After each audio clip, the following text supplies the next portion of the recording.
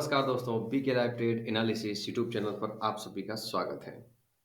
यदि आप हमारे चैनल पर नए हो, तो प्लीज़ हमारे चैनल को लाइक, शेयर और सब्सक्राइब जरूर कर लीजिएगा। दोस्तों, यदि आप सांघवी मूवर्स कंपनी में फिलहाल के समय में या कुछ समय पहले आपने इन्वेस्ट किया है, तो थोड़ा-सा इसके कैरेक्टर को भी समझ लीजिए। इसके इस स्टॉक्स का जो कैरेक्टर है, वो मैं आपके सामने एक्सप्लेन करने की कोशिश करता हूँ।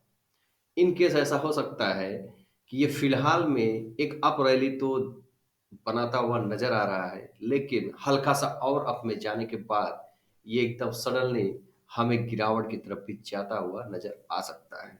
तो इन सभी चीजों को जान समझकर ही इसमें इन्वेस्टेड रहिएगा।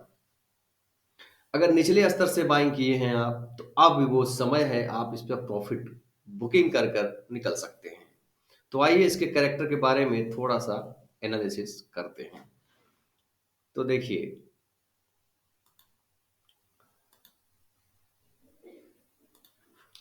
तो आप देख सकते हैं दोस्तों, यहाँ से प्राइस अप मूव लेता है, ठीक है? उसके बाद आप देख सकते हैं प्राइस सडनली गिरावट देता है, यानी कि पिछले जो लो को है ब्रेक करता है और वापस से आप देखेंगे इस लो को भी ब्रेक कर कर ये अप साइड में सस्टेन करने की कोशिश करता है।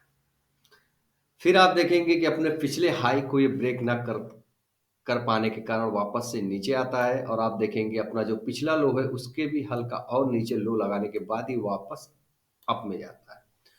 इस स्टॉक्स का कैरेक्टर आप देखिए, फर्स्ट बार में भी इसने पिछले लो को ब्रेक किया है और सेकंड बार में भी आप देखेंगे इसने पिछले लो को ब्रेक किया है, लेकिन थर्ड बार इसने पिछले लो को ब्रेक नहीं किया है। उसके हल्का सा, यानी कि ये मान सकते हैं इसी लेवल के आसपास से ये होल्ड करता हुआ एक अच्छी खासी अप रैली बनाता हुआ नजर आया। स्टोक्स का कैरेक्टर ही कुछ इस प्रकार है। ये जब रैली करता है तो लगातार रैली करता है और जब ये गिरावट भरा साइन देता है तो ये लगातार लोअर लो बनाता हुआ चला जाता है। यानी अगर इस स्टोक्स की बात करें तो ये एक लिमिटेड टाइम पे लगातार अपमूव रहता है और एक लिमिटेड टाइम पर ये जो है लगातार, चाहे टेक्निकल में कह लीजिए चाहे फंडामेंटली में, या तो कुछ तो उसमें होता होगा जो लगातार प्रॉफिट बुकिंग हमें देखने को मिलती है इस स्टॉक्स में और लगातार हमें अप मूव में ये जाता हुआ दिखता है। यानी कि इस स्टॉक्स में ऊपरी स्तर पर हमें कभी भी बाइंग या नहीं करना चाहिए, जहां तक ये मेरा मानना है। ठीक है, एक चीज का ध्यान रखिएगा, ऐसे स्टॉक्स में कभी भी इन्वेस्ट करने से पहले आप उसका फुल डिटेल से उसके कैरेक्टर को समझ लीजिएगा। देखिए, कैरेक्टर समझने के लिए आपको कोई विशेष नॉलेज की जरूरत नहीं है। आप ये देखिए कि पिछले बाइक में ये किस प्रकार से अप मूव लिया है और किस प्रकार से इसने डाउन मूव दिया हुआ है। उसके बाद इसमें एक्सपेक्टेशंस आप लगा सकते हैं और वर्क कर सकते हैं। अब दूसरी चीजों की बात करेंगे। तो देखिए, मैं इसको थोड़ा ज़ूम करता हूँ तो आप देख सकते हैं कि काफ़ी हद तक इसकी रैली ऑलरेडी हो चुकी है। आप देखेंगे तो यहाँ तक की ये रैली ऑलरेडी ये कर चुका है और यहाँ से ये शायद यहाँ तक की रैली थोड़ा बहुत और ये कर सकता है। उसके बाद अगर आप देखेंगे तो ये सडनली यहाँ से इस प्रकार की एक गिरावट भी दे सकता है, जो तकरीबन यहाँ के आसपास भी आ सकता है या फिर ये इस लेवल के आसपास या फिर इस लेवल के आसपास। स्टॉक्स कभी भी चले तो टेक्निकल उसकी बहुत अच्छी तरह से उसको फॉलो करना चाहिए। इस प्रकार से नहीं कि लगातार अप में जाए और लगातार डाउन जाए। तो फिलहाल के लिए अगर सांघवी मूवर्स में आप हाल फिलहाल में इन्वेस्टेड है, तो आपको यहाँ से निकल जाना चाहिए। इन केस ऐसा हो सकता है, ये मेरा मानना है।